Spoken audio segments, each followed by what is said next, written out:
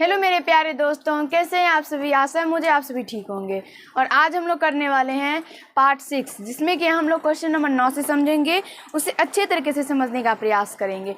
चलिए question number 9 को समझते हैं और अच्छे तरीके से समझने का प्रयास करते हैं। तो क्वेश्चन नंबर 9 में कह रहा है निम्नलिखित को आरोही क्रम में लिखिए।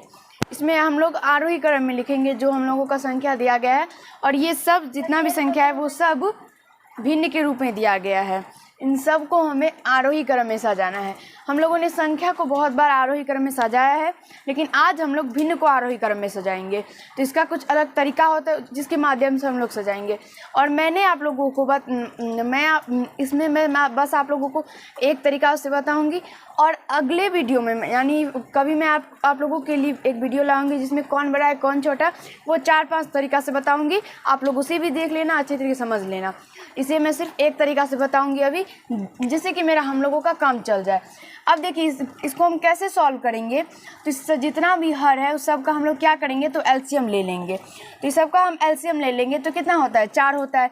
अब एलसीएम को क्या करेंगे, तो बारी बारी से सब भिन्न से गुना कर देंगे। जितना भी भिन्न है उस सब के साथ वो एलसीएम को गुना कर देंगे। तो यहाँ देखिए पहला क्या है, 1/2 और गुना 4। तो इसको काटेंगे तो 2 आ गया। अब -1/2 गुना 4, इसको भी काटेंगे तो क्या होता है 2, यानी -2 आ गया इसमें। अब तीसरा है 5/4 गुना 4, इसको काटेंगे तो आ जाता है 5।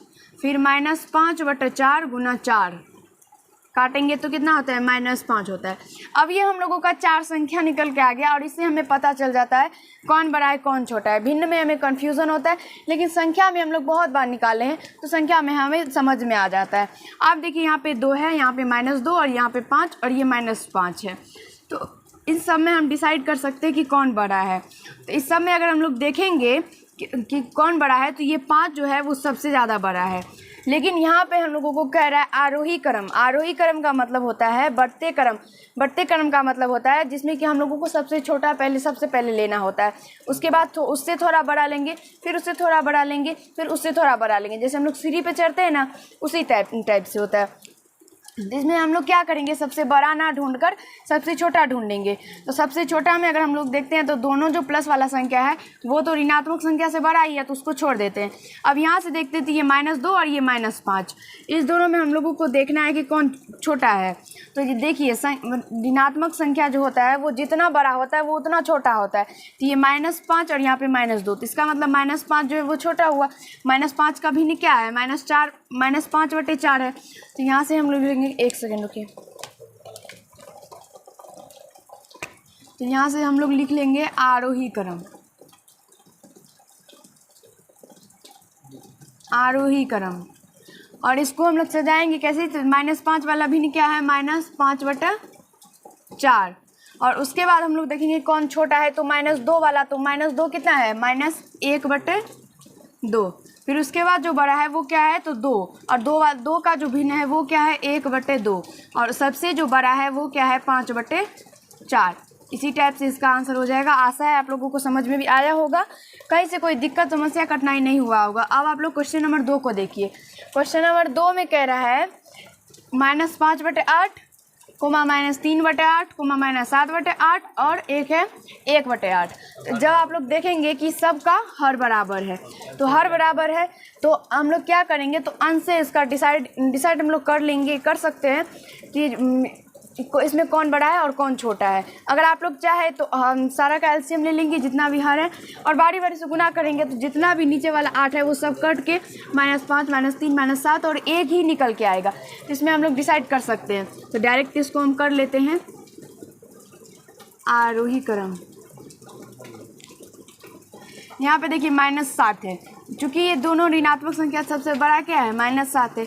और -7 में जो जितना बड़ा होता है वो उतना छोटा होता है। तो -7 वाला भिन्न -7/8। उससे जो बड़ा है वो क्या है, -5/8। उससे जो बड़ा है यहाँ पे हम लोग लिख लेते हैं -3/8, और जो सबसे बड़ा है वो है 1/8।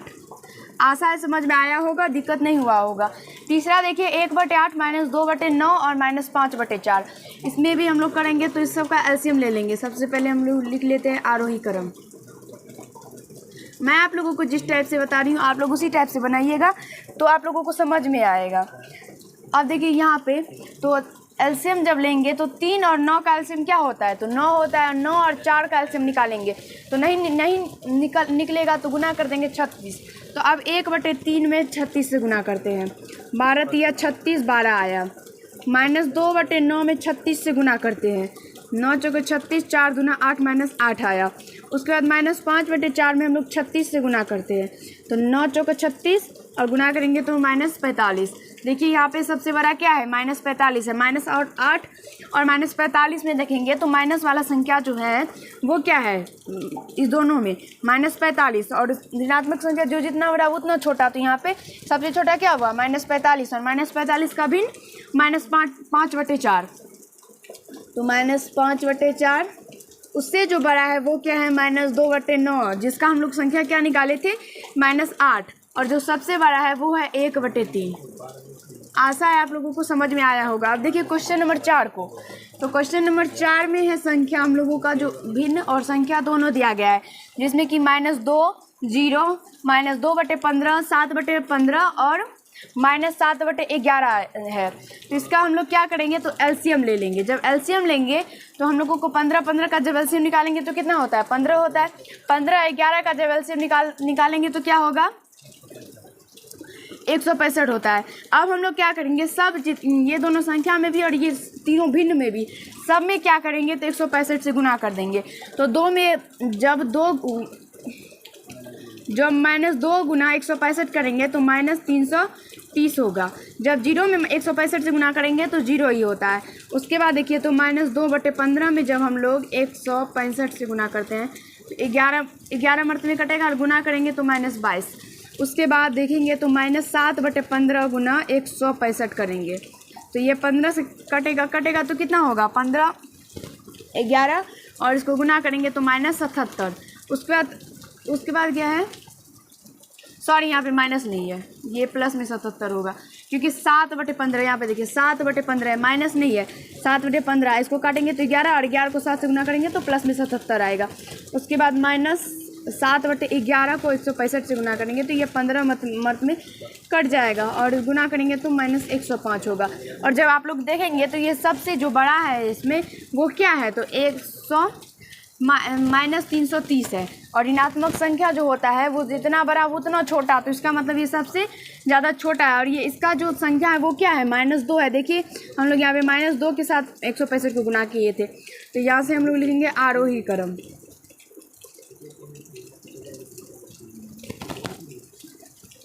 और यहाँ पे -2, फिर उससे जो थोड़ा सा बड़ा है वो क्या है, तो उसके बाद जो थोड़ा सा बड़ा है वो क्या है, 105। और 105 का जो भिन्न है वो -7/11 है, तो -7/11।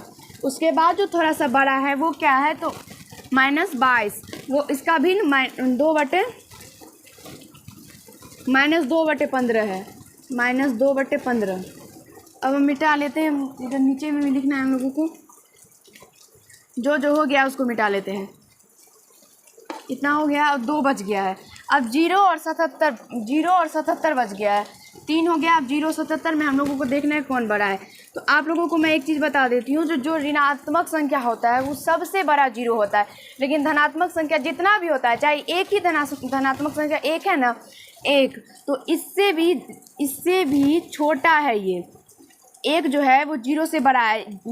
और ऋणात्मक संख्या अगर 1 है तो तब ये माइनस अगर 1 है तो ये 0 बड़ा है। इसमें ऋणात्मक संख्या अगर कोई भी है तो उस सबसे बड़ा 0 है, और धनात्मक संख्या जितना भी है उस सबसे छोटा क्या है, तो 0 है। ये आप लोगों को याद रखना है। तो ये सारा जब हो गया तो उसके बाद क्या बचा, प्लस में 77 बचा, और ये धनात्मक संख्या है तो इसके बाद अब 0 ही लेंगे तो 0।